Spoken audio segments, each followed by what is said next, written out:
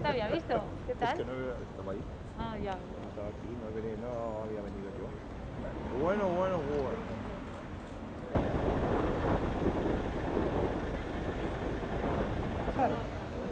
¿Cómo que pasa? Yo con yo, quieto. La inclinación del montante que llamamos nosotros, que es lo que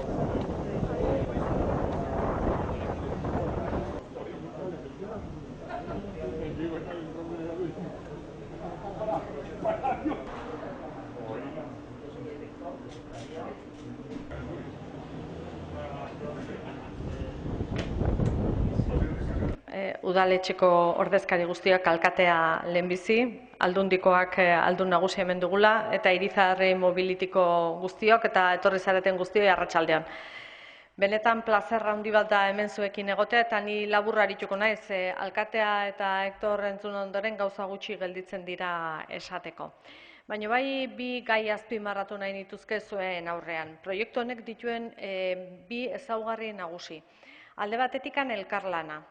Elkarlanaren bitartez proiektatutako halako ibilgailu bat eta halako sistema oso bat, ez dalako ibilgailua bakarrikan, Aldundia, udaletxea, jaurlaritza.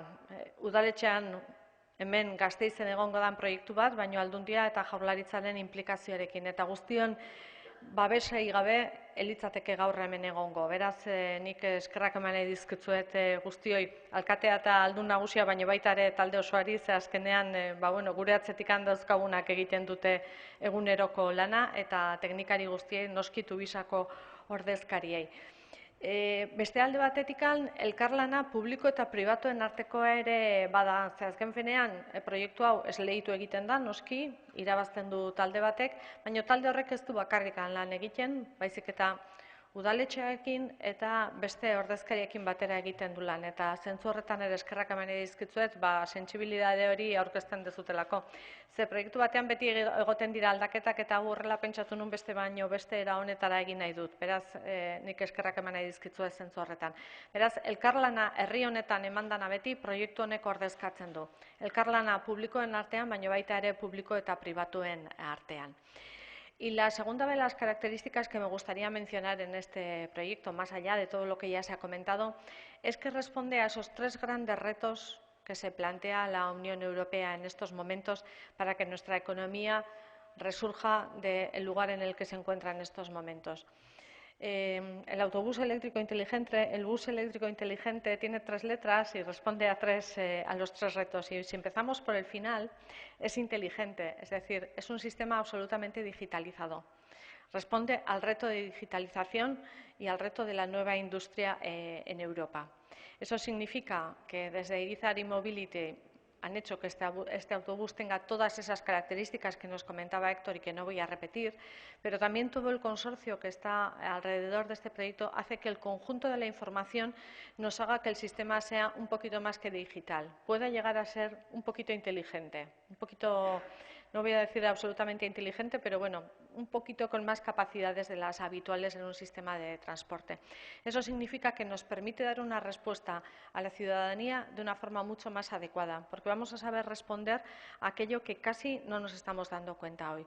Luego, esa característica de digitalización de un sistema moderno, de un sistema avanzado, de un sistema que responde a las necesidades personales de cada una de las personas que van a ir montadas en ese sistema de transporte, está ahí. Luego responde a ese primer reto de digitalización, no solo desde el punto de vista de producción, sino desde el punto de vista de usuario. La experiencia de usuario va a ser absolutamente, y de usuario evidente, va a ser absolutamente digital y eso va a cambiar nuestra forma de percibir el transporte público. Bigarrena, atzetikan aurrea, elektrikoa da. Elektrikoa da horrek esan nahi du bigarren erronkari erantzuten diola. Hau da, aldaketa klimatikoa eta transizio energetikoari erantzuten dio.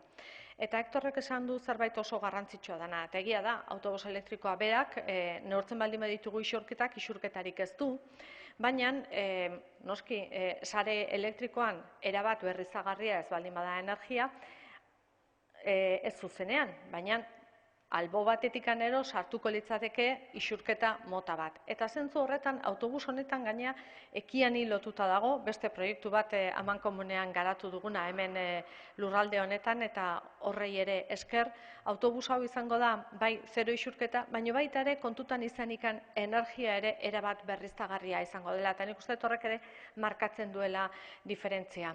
Aipatu du baterien gaia, baina baita ere urrengo urratsa guretzako eta gure industria bezala erronka izan behar dugu erabat ekonomia zirkular horretan mugitzea, ezta?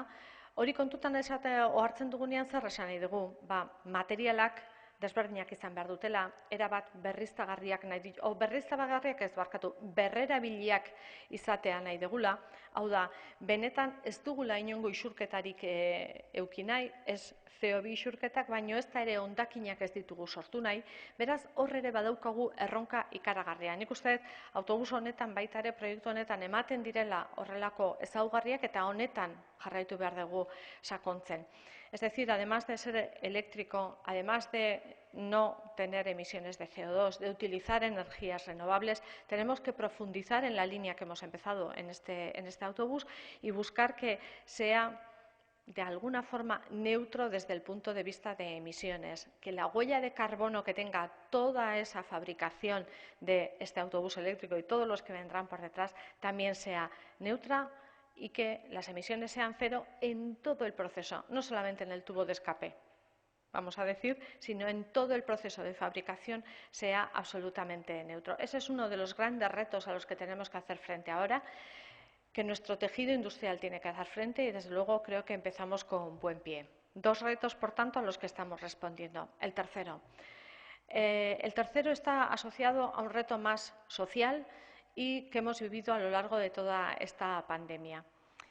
Si pusimos en marcha este proyecto, si hemos puesto en marcha algunos otros proyectos de ampliación del tranvía aquí en Gasteiz, ha sido precisamente para responder a necesidades de movilidad, de comodidad y de un transporte de calidad para toda la ciudadanía. Es decir, dar respuesta a una demanda social de la mejor manera posible. Y, sin embargo, en la pandemia lo que hemos visto es que justo nos hemos retraído, nos hemos ido a casa. Y el transporte ha sido precisamente la movilidad un elemento al que le estábamos mirando como el gran provocador de una serie de contagios, porque estábamos muy cerca y porque nos movíamos en exceso y nos han dicho quedaros en casa y evitar la movilidad. Y en este momento yo sí quiero suscribir las palabras de Héctor. Tenemos que seguir con mucho cuidado, tenemos que seguir cuidándonos muchísimo, pero tenemos que confiar en nuestro transporte público porque es el que nos va a seguir dando una buena respuesta a nuestras necesidades. En estos momentos el transporte público, sea en los autobuses de Tuvisa aquí en la ciudad, sea en los tranvías y en el futuro, por supuesto, en este autobús eléctrico, va a seguir siendo de calidad y muy seguro desde el punto de vista de la salud. Por tanto, tenemos que continuar esforzándonos en que todas las personas nos perciban como un transporte de calidad, pero seguro. Nik uste hor daukagula erronka nagusietako bat etorkizunera. Ze etxean geratuta gure ekonomia geratu egin dela ikusi dugu eta hori ezin dugu onartu, beraz zaindu behar dugu, osasuna zaindu behar dugu, baina bermatu behar dugu guztion artean, eta hor instituzio guztiak badugu gure erronka nagusia, mugikortasuna segurua dela eta ondo egingo degula bermatzeko. Beraz, proiektu horrek nik uste dut ematen digula baita ere halako ez dakit, argi bat esaten diguna gauzak ondo egin daitezke eta horretarako prest gaude eta apostuak egiteko prest. Beraz, laburbintzen bi gauza onartzen ditu edo laburtzen ditu proiektu honek, elkarlana eta 3 erronkei erantzuten dio. Jarraitu dezagun bide honetatik bide hau delako egokia etorkizunerako. Eskerrik asko guztioi.